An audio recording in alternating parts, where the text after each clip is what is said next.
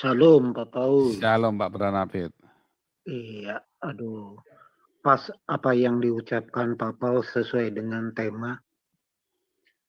Saya sebetulnya ingin mengungkapkan dari sebelum-sebelumnya mengenai banyaknya para pendeta-pendeta yang menyeleweng dari ajarannya, terutama dalam berbisnis. Saya teringat ini, Pak Paul sering mengajak saya untuk masuk kelas evangelis, tetapi saya ketakutan, Pak Paul.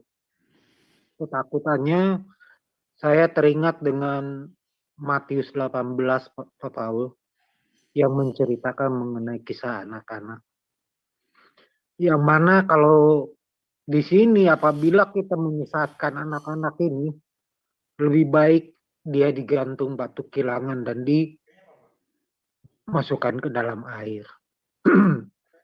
Jadi di sini saya mendengarkan dari apa yang Pak Paul ungkapkan, bahwasanya lebih baik sebetulnya kita tuh lebih dewasa tuh merespon seperti Pak Gilbert apabila ya merasa Pak Paul salah atau gimana dengan suatu apa yang diucapkan Pak Paul, lebih baik kenapa dia tidak masuk ke Zoom ini, padahal ini Zoom sangat terbuka.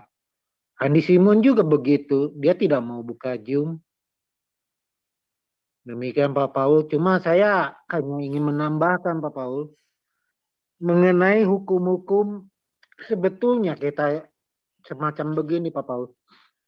Saya ilustrasinya, seorang ahli hukum, tapi dia mempermainkan hukum tersebut. Jadi gimana ya? Rasanya tuh apa dia nggak berat gitu hukumannya gitu. Tapi kenyataan di Indonesia ternyata ahli hukum mempermainkan hukum itu, dia melanggar hukum tersebut, malah tambah ringan dia hukumnya. Nah sekarang mengenai kependetaan,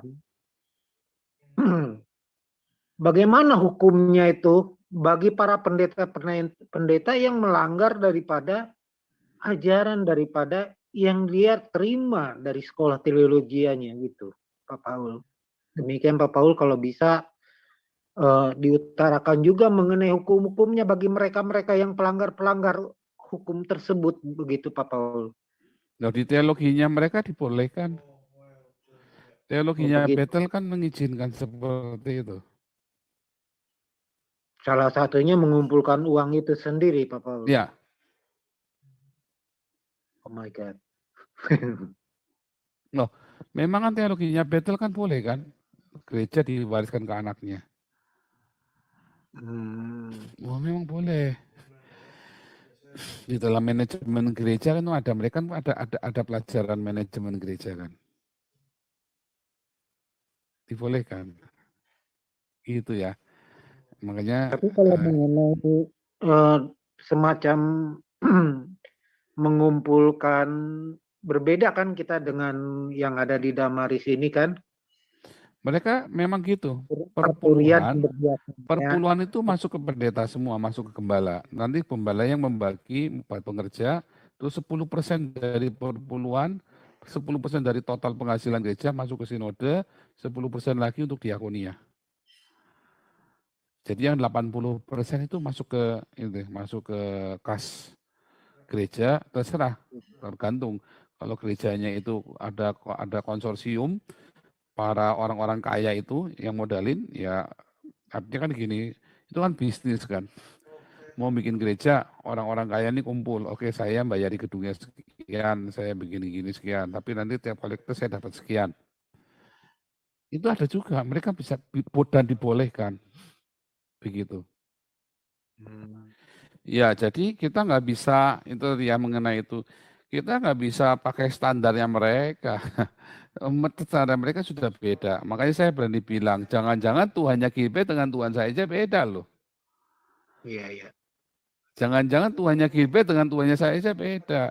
Tuhannya Gilbert ngajari hidup mewah, Tuhannya saya ngajari hidup bersahaja. Alkitabnya sama, tapi mereka bisa mikirnya ke sana. karena nggak konsisten, ya kan? Iya. Mengenai tadi surat kenabian, mereka takut. Dan karena mereka nggak bisa kejar saya, mereka kejarnya Patrick Smith, ya kan? Karena mereka nggak bisa laporin saya ke polisi kan? Gitu ya.